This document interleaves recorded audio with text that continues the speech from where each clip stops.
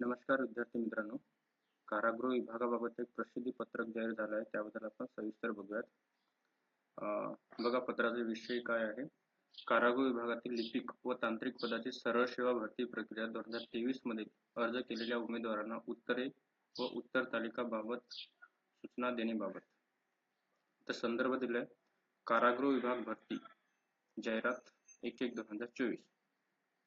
उपरोक्त विषयाचे कारागृह विभागातील लिपिक व तांत्रिक पदाची सरळ सेवा भरती 2023 अंतर्गत 25 संवर्गातील पदाची ऑनलाईन परीक्षा दिनांक 19/3/2024 ते 21/3/2024 या कालावधीत झाली आहे.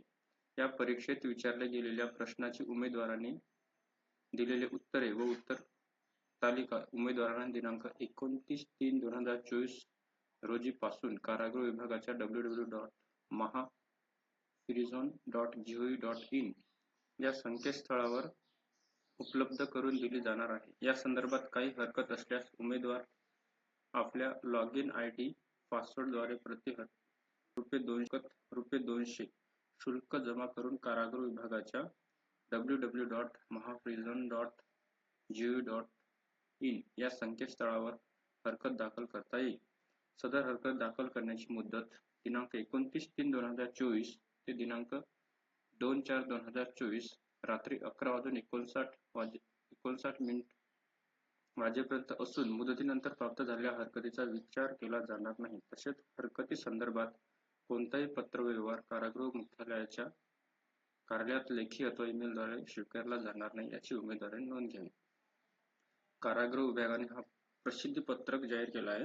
याच्यामध्ये त्यांचं म्हणणं आहे, जी काही 19/3/2024 ते 21/3/2024 या दरम्यान एक्झाम झाली होती, त्याची प्रथम उत्तर तालिका 29/3/2024 ला पब्लिश होणार आहे. या संदर्भात त्याच्यानंतर तुम्हाला जर हरकती वगैरे जर घ्यायची जर असेल, एखाद्या प्रश्नावर जर ऑब्जेक्शन जर घ्यायचं असेल तर 29/3/2024 ते 2/4/2024 11:59 म्हणजे 2/4/2024 च्या रात्रीपर्यंत म्हणजे 11:59 तुम्हाला हरकती घेता येईल. त्याच्यानंतर प्रति हरकती ₹200 आपल्याला द्यावे लागेल.